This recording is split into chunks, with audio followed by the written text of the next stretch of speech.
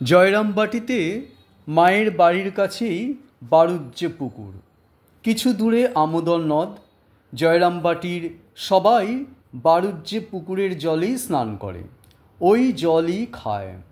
মায়ের সন্ন্যাসী সেবক কিশোরী মহারাজ স্বামী পরমেশ্বরানন্দ একদিন আমোদরে স্নান করতে গিয়ে দেখলেন নদীর ধারের বালি সরালেই পরিষ্কার সুন্দর জল।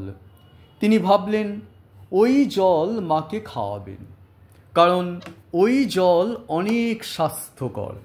পরদিন তিনি স্নান করবার সময় একটা কলসি নিয়ে গেলেন এবং স্নান শেষে মায়ের জন্য কলসিতে করে জল নিয়ে এলেন।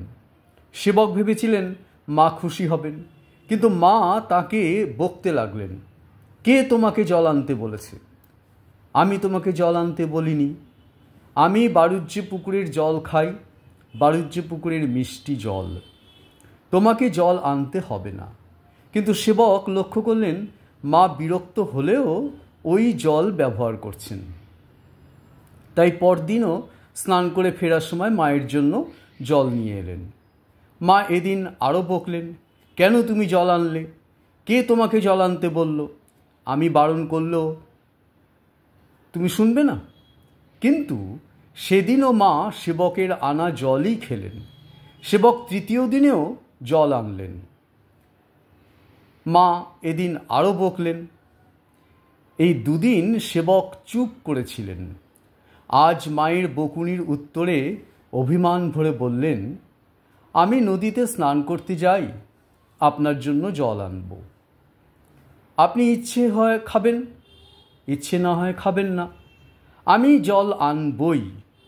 মায়ের সব রাগ সঙ্গে সঙ্গে জল হয়ে গেল।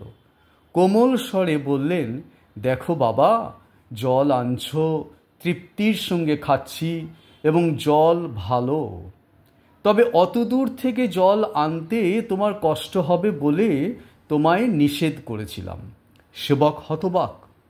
মায়ের আপাত কঠোরতার পেছনে তাঁর জন্য কতটা উদ্বেগ ও চিন্তা কাজ করছে তা তিনি ভাবতেও পারেননি।